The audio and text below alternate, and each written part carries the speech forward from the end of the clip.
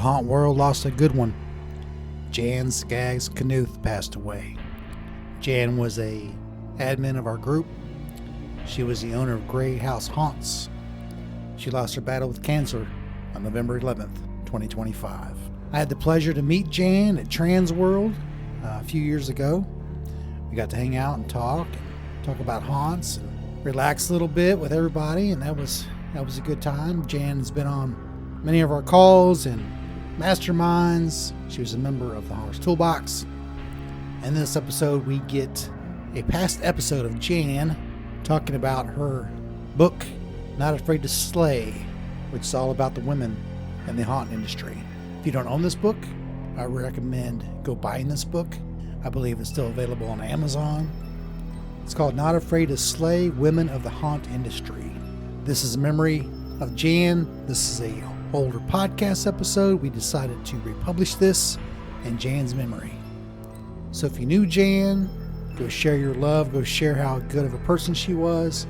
If you don't know Jan, you might buy this book, which might help you understand a little bit of Jan's perspective of the haunt world. Jan, rest in peace. You will be missed.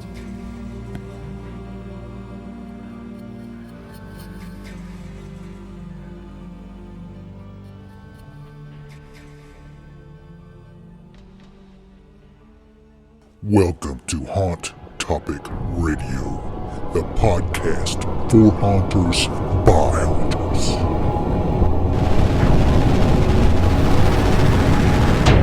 These are our scary visions. August already? You know what that means. Haunt season is coming. Welcome back, haunters, to another episode of Haunt Topic Radio. In this podcast, it's a little bonus episode. We get Jan Knuth on from, she does a lot of things in the industry. Mainly, we are talking about her new book, Not Afraid to Slay, Women of the Haunt Industry. Now, a couple years ago, we had Jan on with a couple other wonderful ladies talking about the haunt industry. We need more of this in the industry because there are so many talented females that do things in the industry, and there's owners, there's actors, there's special makeup artists, there's costumers, there's sliders. We get Jan on and talk about her starting in the industry and how things happen for her, things that are going on in the industry now, and maybe things that we could change and be a little better. If you have not bought this book, go out and buy it. It's on Amazon. Other places you find books, it is there. That's Jan Knuth. She spells her last name Knuth. That's also with Candy S. Cross. It's a short book, quick read. I have it right here in my hand, 95 pages. So I hope you guys are building, decorating, getting ready for the season. If you're not, make sure to go out and support some of these haunts that are open this season. Because another crazy year, and we don't know what's going to happen. Some are already putting restrictions in place, but be safe, go support your haunts, and we'll be putting another podcast out soon. So let's roll into our interview with Jan Knuth from Not Afraid to Slay book and Gray House Haunts. I'm very pleased with how it turned out. And I think, there's not that many books about our industry. And it's certainly not, like I said, it's not a how-to, but it's just to highlight us. So for people that haven't read it yet, tell us a little bit about what it is. Well, I was approached last fall in 2020. Okay, actually, my husband approached an author and said my wife needs a project because she can't open the haunt. And so I said, well, I'll do a book, but I won't do a book just about me because I felt awkward. That was weird. And so I said, but I will do a book about women in haunting. And I wanted to just kind of put some people on pedestals, not specific people, but just show that there's more to haunting. There's a lot of women in haunting, and we own haunts. We manage them, direct them, costumers, vendors, all kinds of women in haunting. And then I thought, well, I can't leave the guys out because, it wouldn't be fair, for one thing. But also, there are some tremendous influencers in our industry that are men. And I wanted their perspective and, how do they handle female cast members? How are you protective of them? Do you need to be protective of, that kind of thing. So we just interviewed, I think it came to 11 people. And so there's a little bit of everybody's voice in the book, which I really like. And it gives you different perspectives from across the country, basically. And you had help doing this book as well? Yeah, Candy Cross. She's out of New York. She's normally a ghostwriter, but in this case, she did put her name on the book. And I think, for me anyway, that kind of spoke volumes that she thought a lot of the book, that she would put her name on it. Normally, it would just be like my name. So the name of her company is You Talk, I Write. So I didn't write, I talked. But it's certainly written in my voice. Almost everything she wrote, I said at some point through hours of interviews. And then there's a couple of things in there that I wrote myself, like the dedication and the acknowledgments. I did those, but otherwise it was Candy. Excellent. Yeah. Question as a ghostwriter, how much did she direct you in that interview process? Were you just spilling your guts, or did she give you sort of a framework and help you develop that into an outline of the book? Yes. Well, when she interviewed me, we actually started a year and a half ago. We were talking about haunting. And what I didn't know was she was retaining all of this. And so I started my interview a year and a half, almost 2 years ago. And then when we were interviewing the other participants, like Brian, I let her lead with the questions. And since most of these people I knew at least a little bit, they'd be talking and I'd get excited and I'd jump in, and next thing you know, we're talking haunt, and then we'd have to reel it back a little bit and try to stay on course, because we wanted to hit some specific topics, like about, females in your cast and how women tend to find a great release expression in this industry, that kind of thing. But yeah, we veered off course quite often. It's easy to do. It is. So what was your, what did you take away from the book when you wrote it? Did you learn anything about the industry that you didn't know or feel differently about? I don't know if I learned anything. It was more things were accentuated for me. I learned that you can't make everybody happy. Relearned. And I also, there was something very interesting. I have talked to 2 separate groups of women in the industry, privately and on Facebook. So, 2 completely different conversations. And what I found was that whether it's discrimination or full-on harassment, it takes many forms. And I was a little surprised by this, but I know myself, I've run into a little discrimination, nothing I can't handle. And then it goes the full gamut to women that have been assaulted. And then you have women that are like, I have never been discriminated against. And I found that really interesting, that I wonder, maybe I should do some kind of study. I'm not gonna, but let's just say I would. That is that their perception, or have they truly not experienced that? Because to me, discrimination can be as simple as, like a story in the book is, when I was opening my haunt, I had a contractor come and I wanted to put in a stairwell on the outside of the house, which proved to be remarkably expensive. So I didn't do it. But he started talking to my husband, and I finally said to him, I'm the one writing the check. You need to talk to me. Because his assumption was that it was my husband running the show. So, and that's fairly minor. I'm not going to get all, freaked out and not sleep for nights over that. But it is a form of discrimination. Definitely is. But that some women just perceive it so differently, I found really interesting. Maybe it's just their point of view. And I have no explanation for it. So you probably met some new friends along the way, huh? I did. A couple of people I had seen them on Facebook or something, but had never met them. And of course, this was all on Zoom, you know. Mm-hmm. Um, but you know, Scott Swenson, we had a great conversation. We really veered off. He and I did. Someday I'd really like to sit down and have a drink with him because I think we could be. It's easy to do with Scott. He's so Yeah, like a sponge. He just like he is, and he's so informative. And you know, I love to talk to people that want to share ideas. You know, like it's just a form of brainstorming, and that appeals to my brain a lot. So I really enjoyed conversations like that. And then I met some people couple I'd never even heard of, but were recommended to me. Casey Cole. She's in Louisville, Kentucky now. She was an amazing interview. She was one of those, she was really easy. We asked like 3 questions and she just ran with it. So it was really interesting talking to her. So yeah, it's been really nice. I went to the Texas Honors Convention a week and a half ago. And so I got to meet a few people because of the book, you know, that now we're Facebook friends. We've private messaged a couple times already. So yeah, it's kind of opening the world up a little bit. So that's nice. you're out there doing autographs, weren't you?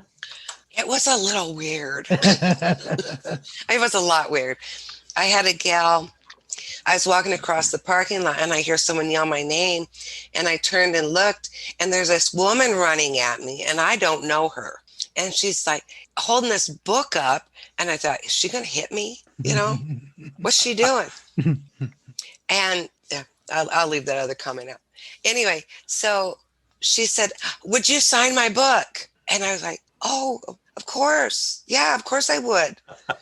It was the most bizarre experience, and she was so nice. And actually, it was really great because she told me that not only did she like the book, but that it had brought up a lot of discussion in her household about the experiences women have, you know, that men don't, and vice versa. And I thought, well, you know, that's great because, again, just discussion, you know, so we can figure out how we each perceive the world. Right. I think Scarrett badges are one of the smartest things I've seen in the industry in a really long time. Scarrett badges are basically either pins or embroidered patches, kind of like merit badges, as they are, you know, somewhat named after, from Boy Scouts and Girl Scouts and Brownies, and where after you've accomplished something, you can wear the brag tag of the embroidered patch. Some haunts put them on jackets, some put them on t-shirts, some put them on, with the pins, I've seen them put them on lanyards. But the neat thing about them is they are very specific in what they are rewarding. And they're haunt-based images that reflect what's being rewarded.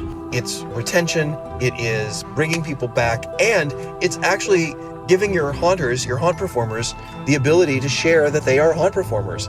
And, oh really, you're a scare actor.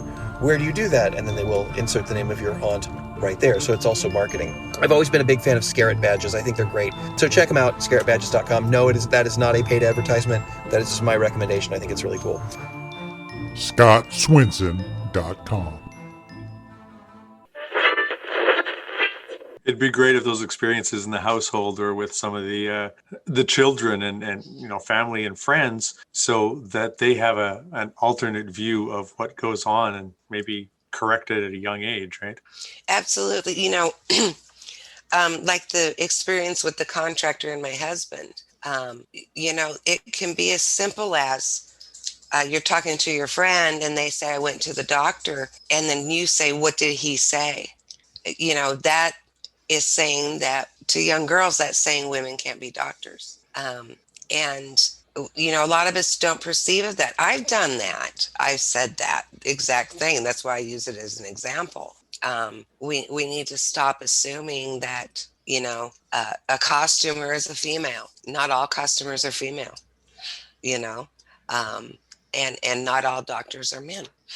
Yep. So what do you see like in the haunt industry? Like you just brought up a good example. What are some other examples that you kind of learned throughout the book that we could do better? You know, I think one of the things that I've seen is, and this depends on the haunt. It's not my way. I can only speak from my own experience and my own perspective. I never want to do anything that's going to make one of my staff uncomfortable, whether they're male or female. No matter what gender they identify with. For instance, and this was somewhere we veered in the book a little bit, was sexual orientation and gender identity, because obviously there's some discrimination there. And I have an actor who, when she first started with me, was dressed very feminine, wore her hair very femininely. And then the next year she came back and her aesthetic was extremely masculine. And so I thought, okay, what do I do with this? I'm just a woman from Nebraska. I'm not all hip and cool. And so I just asked her, I said, what kind of character would you like me to put you in? Would you like it to be male or female? And she said, I don't care. And I had an actor ask me, well, is she gay? Is she this? Is she that? And I said, I don't care. Mm-hmm. She does her job. She lives up to the commitment she's made to me. I did clarify pronouns with her. But other than that, I do not care. That's her business. If she wants to share it with me, she will. And if she doesn't, she doesn't. But I think we need to have some communication. And I know a lot of us are uncomfortable, with people that we think are different. But if you just treat people with a little respect, you don't even need the whole story, because probably it's not your business if you're the haunt owner. Yeah. And it does come down to, can they do their job? Can they scare or entertain that customer? Because in the end, that's really what's about. We're looking for whatever it takes to do that. Male, female, whatever your identity, whatever, as long as you're doing what the customer is not expecting or expecting, right? And this is the haunt industry. We're a weird bunch anyway. So it's exactly nobody is, everyone has their thing, and it's like going to the conventions because I like seeing all of that, and and it's great, the versatility of people. Mm-hmm. Yeah, I had a young actor that, and I don't even know the name of the haunt. It doesn't matter. But he worked for me for 2 years, and then he went to the big city and worked in a haunt, and he came back and he was changed and almost despondent. And so I asked him what happened, what made you change? And what happened was he had been bullied at this other haunt. And I think it broke his heart a little bit, because he felt like he'd found his people, he'd found his tribe, and then they kind of stomped on him a little. And so I've not seen bullying at my haunts specifically, but I do now give them a little preaching to about, we are the outcasts, so therefore we are inclusive. We're the freaks, and so we need to be nice to each other. You don't have to agree with each other, but you will be nice, or you won't be at my haunt. And he's since recovered from that, and he's gone on to what appears at least to be what's going to be a successful career in the haunt industry. Good. Excellent. Been a good role model. I have tried. I have tried.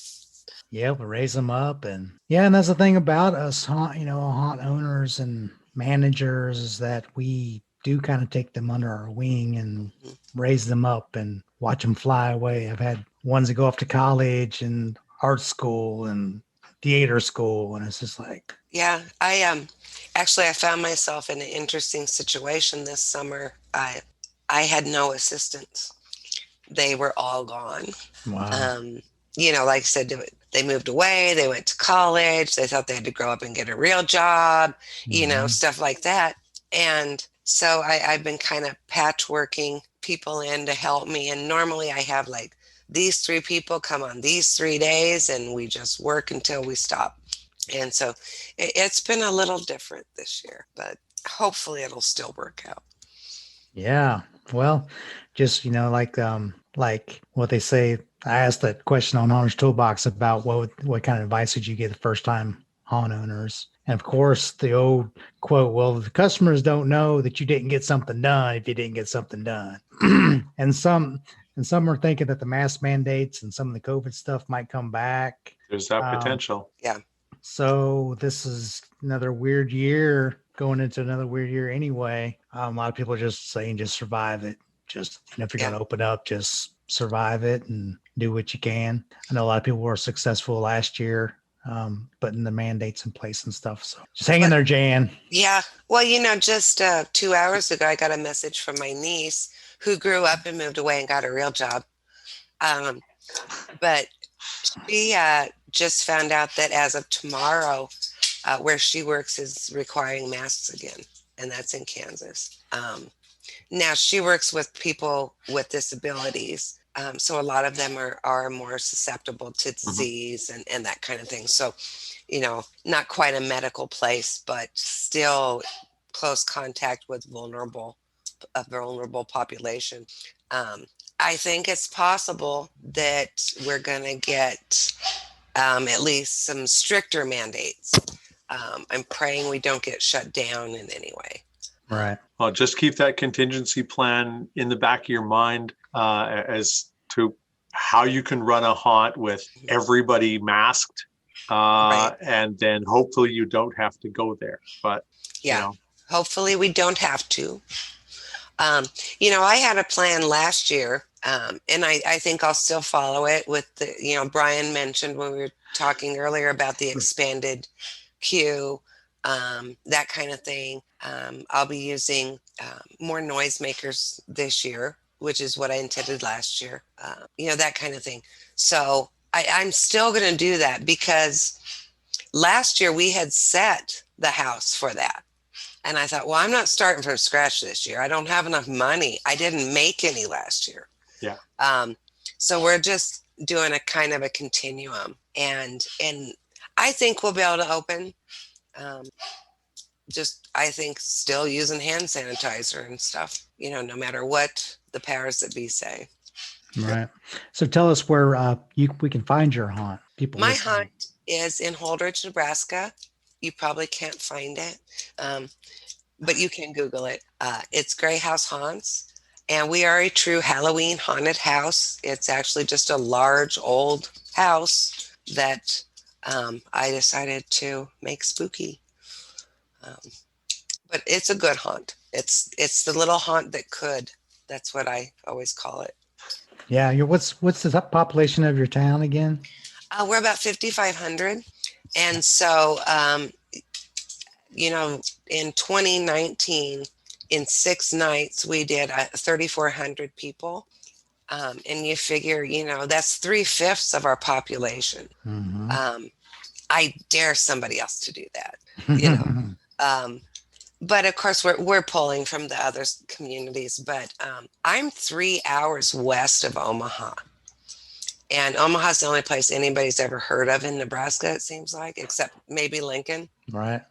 So I'm literally out in the middle of the plains. And so, it's a little tough to get people to come here. There's people 30 minutes from here that don't even know where Holdrege is. But I think we've done pretty well. I enjoy it. And my customers seem to. So, yeah, last time I checked, it was almost 12,000 people. So luckily, Mexico is kind of a mid-sized town, so people know it. It's right off, it's 15 minutes from the interstate. And the haunt is it's hard left, and then we're right there. We're on a highway, so that kind of helps me because people are coming from like Fulton and Kingdom City and Columbia and Jeff City and St. Louis. So it's easier to find because I'm not out too far. I'm still in a kind of a commercial district, so it helps me that I'm right on the highway. But I know that towns, I've been to some small haunts, and they're great because the creativity that we put into them, right, is because we don't have the budget like other people do. So all of our characters and sets are completely original, and it's we had one that was about 40 minutes from here, out in the woods.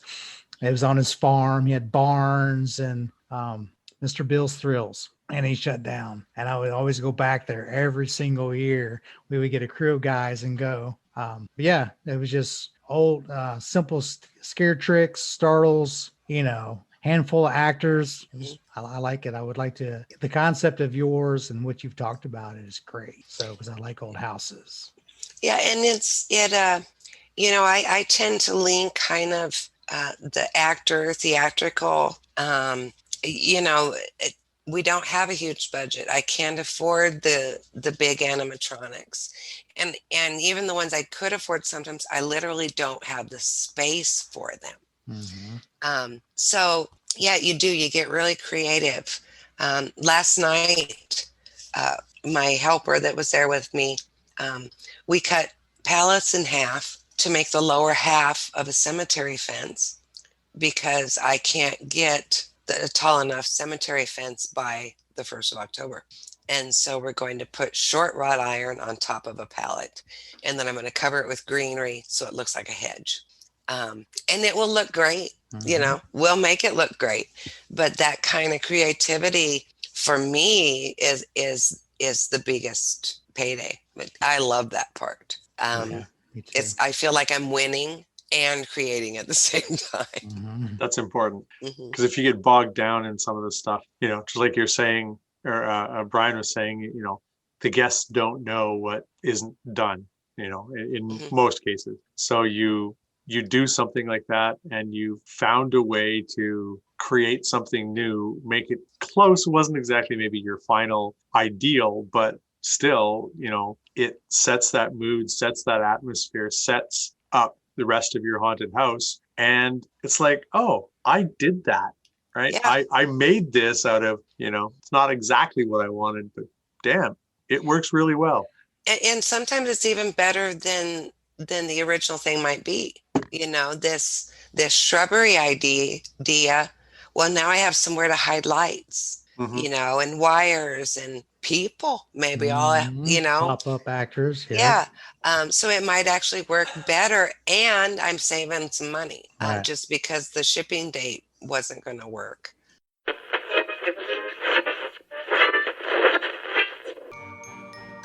Do you know what causes haunted attractions to shut down before they even get started? The top 3 roadblocks are lack of funding, lack of leadership, lack of resources. As a member of the Haunters Toolbox, you get instant access to the tools you need to start and grow your own haunted attraction business. To get started, become a member at haunterstoolbox.com.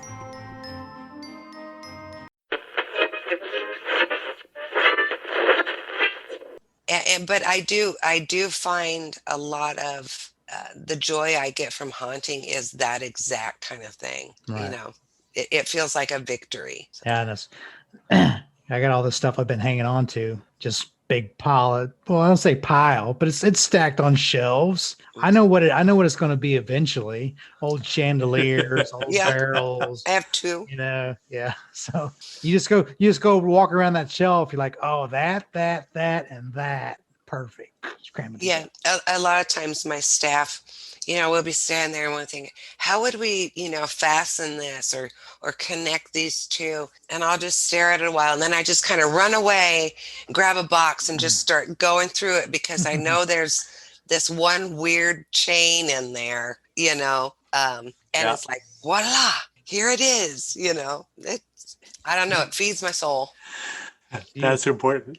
Do you do that? Well, I do it. I don't know. I just got to stand there in the scene for like 5 minutes, just like nothing, just looking at it, analyzing it, trying to picture where the lighting's going to be coming from, And then you walk away. It's almost bedtime, so you go have a shower, and then you figure out what it was you're trying to do. So you either write it down or you get out of the shower and head back out there and get dirty again, trying to reassemble what you just had an idea of, right? Yeah. Do it before the thought fades away. Exactly. So back to the book. Who did your cover, by the way? Good. Well, it was a design company in New York. And what I did was I gave them very specific instructions. I said, I want a traditional witch, the hat, etc. And I want her to be beautiful and kind of sensual, but not cartoonish. You know, I don't want her to look like she's twerking or, anything like that. And they sent me 3 mock-ups, and this was the third one I opened, and it actually brought tears to my eyes, because I was like, that's it. That was exactly what was in my head. She's powerful, she's beautiful, and she ain't nobody's fool, You have a copy of it with you right there? I do. There it is. See, isn't that beautiful? They did such a beautiful job. It's perfect. And I asked them to put a jack-o'-lantern in there, largely because so often we're confused with the paranormal. Very much so. And I didn't want people to think, oh, this is a paranormal book, because, I don't want to mislead anybody. I hope they buy the book too, but I don't want them to think that's what it is about. So with the jack-o'-lantern, I felt that conveyed that it's Halloween haunt industry. Right. That's a good idea. So where can we buy the book and find the book and find you? It is on Amazon.com, Barnes & Noble, and Target.com picked it up last week, which was a really pleasant surprise. You can find me at greyhousehaunts.com or on Facebook at Greyhouse Haunts. And yeah, I would love to hear the feedback. Hear if people are liking it. What aspects do they like, and were they able to have discussions about it? Because I think that's ultimately what I'm hoping for is highlighting the women in the industry, but also a discussion about our industry. Excellent. Gerald, you have any more questions for Jan before we let her go? Well, the only thing is I know there are some people out there that, you've already had this experience, but that want an autographed copy. Mm-hmm. So when are you going to be at any conventions, sessions, seminars, or are you going to be, out there selling this book again? I don't have any plans this year because, I have a haunt to open. Yep. But I will definitely be at Transworld this coming year. I'm going to scoop my niece up from that job she has, and we're going to St. Louis. So, I would be happy to. I mean, by then people probably don't care if they get my autograph or not. But if you did want to, I will plan on being there. Well, I will see you there. Yeah, I will see you both there, I hope. Some of our listeners will be getting their autographed copies too, we hope. So I hope so. But don't wait until then. Get your copy now. Get her on the bestsellers list, damn it. And then get your autographed copy, because then you can have one that you don't even crack open. It'll be pristine, autographed. And then you've got the dog-eared one that's sitting on your nightstand that you've read through 6 times already. Everybody should buy 2. Exactly. Buy them for Christmas presents and hand them out. Halloween gifts for your scare actors. You know what? That's an excellent idea. Yeah. And you could put a little Scarrett badge. Mm-hmm. Like right here on there. Yeah. Oh, an author Scarrett badge. Yeah. We'll talk later. Yeah. Okay. Okay. All right. Well, I'm going to go and probably get some rest for work tomorrow. Thanks, Jan, for meeting up with us. It was good to talk. Thank you, guys. I always enjoy talking to you. You too. We'll see you next time. Until we meet again. Have a good night, everyone. Good night. Good night. I just want to pause for a moment and thank Philip from the Haunted Attraction Network. If you guys listen to this podcast, you'll love everything that Philip is doing over at the Haunted Attraction Network. That's hauntedattractionnetwork.com. There's weekly podcasts. Philip also does the seasonal entertainment source magazine that is free to subscribe to. Yes, it is a real magazine to your mailbox. Him and Scott Swinson also do Green Tagged. But if you're subscribed to the Haunted Attraction Network feed, then you will get it in your podcast player. So go on and check out everything the Haunted Attraction Network has to offer. And make sure to sign up for their email newsletter at hauntedattractionnetwork.com/newsletter.